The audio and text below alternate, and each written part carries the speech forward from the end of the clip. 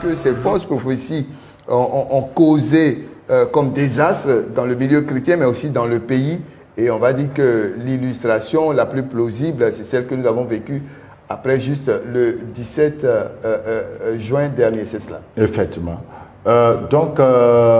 D'abord, vous savez que quand tu dis à quelqu'un, voilà la direction à prendre, et que la personne s'engage dans cette direction avec toute confiance sans se retenir. Tout à fait. Maintenant, la personne va, oh, il y a un gouffre. Elle rentre directement dans le gouffre. Et donc, ça a été la situation de la Côte d'Ivoire en 2010-2011. Hein? Ça a été la situation de la Côte d'Ivoire. Et cela entraîne aujourd'hui tout ce que nous vivons. C'est cela. Alors, j'ai entendu dire également qu'il y a des prophètes qui ont prophétisé, il y a des hommes de Dieu qui ont prophétisé que le président, l'ex-président Laurent Gbagbo ne reviendrait plus jamais dans son pays. Et ils commencent à retourner leur veste. Voilà, mais il est revenu. Mais pourquoi les gens avaient cette posture? Peut-être c'est des questions que nous allons aborder prochainement parce qu'il y a des raisons. Au fait, il y a des raisons personnelles que ces personnes ont. Il y a des griefs qui n'ont rien à voir avec l'affaire de Dieu que des gens ont contre la personne du président et contre son entourage. Donc, ça, mettons ça de côté.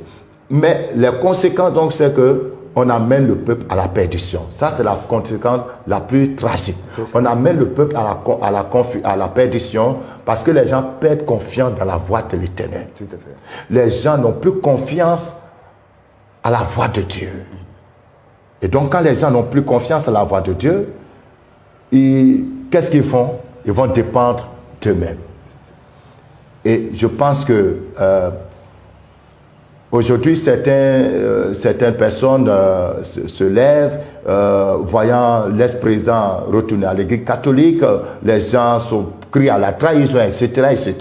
Moi, je ne suis pas dans son cœur, mais je pense que quand tu as vécu ce que cet homme a vécu, avec les hommes de Dieu qu'il avait autour, qui lui donnaient vraiment toute l'assurance que le feu va descendre du ciel pour le défendre, et puis donc tu comptes sur ça, et quand tu sors et tu sors avec une telle humiliation, quelque part, quand tu n'es pas fort dans la foi, tu peux prendre une autre décision, frère Yves. Donc on ne peut pas trop en vouloir à quelqu'un. Il faut que l'Église, il faut que nous, serviteurs de Dieu, mais on se mette en cause. Pourquoi Dieu nous a donné quelqu'un? Pourquoi on perd cette personne? Il faut que l'Église évangéliste se pose donc la question.